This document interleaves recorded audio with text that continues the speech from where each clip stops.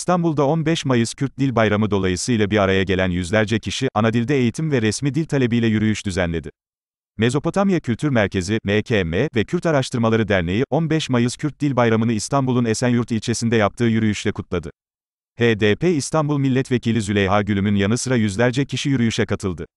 HDP binasında bir araya gelen kitle, erbaneler çalarak bir süre halaya durdu. Birçok yürüyüşün yöresel kıyafet giydiği etkinliğe katılanlar, sık sık Beserok Jiyan Nabe, Beziman Jiyan Nabe, Biji Beredana Zindanan ve Biji Serokapo sloganları attı. Kitle, bir süre sonra, Bilazimane Kurdi bi Bezimane resmi u perverde, Kürtçe resmi ve eğitim dili olsun, pankartıyla Esenyurt Meydanı'na doğru yürüyüşe geçti. Anneler, yöresel kıyafetleri ve beyaz tülbentleriyle yürüyüşe renk kattı.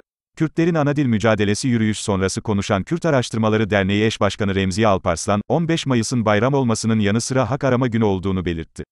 Avrupa İnsan Hakları Mahkemesi'nin AİHM, Anadil hakkına dair kararlarını hatırlatan Alparslan, kararlara rağmen milyonlarca Kürt'ün Anadil'inin egemen güçler tarafından ayaklar altına alındığını söyledi.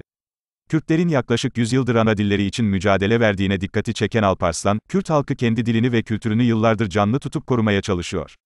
Celadeteli Bedirhan ve arkadaşlarının 15 Mayıs 1932'de öncülük ettiği dil ve kimlik mücadelesi bugün de sürüyor, dedi. İktidara, Kürtçeye yönelik baskıları sonlandır çağrısında bulunan Alparslan, Kürtçenin resmi ve eğitim dili olması gerektiğini kaydetti. Kürtçeyi yaygınlaştıralım, Kürt Araştırmaları Derneği eş başkanı Eyüp Subaşı, Kürtlerin dilleri için verdiği mücadeleyi, devrim, olarak nitelendirerek, bu devrim bütün dünyadaki devrimlerden çok daha önemlidir.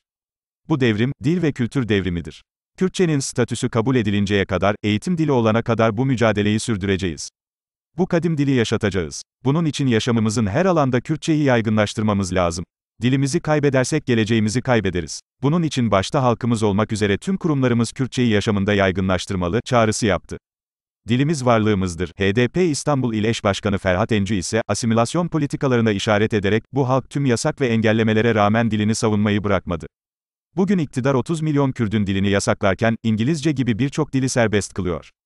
Bunu Kürt düşmanlığı üzerinden yapıyor. Bir halk diliyle tanınır. Buradan halkımıza sesleniyorum, dilimize sahip çıkalım.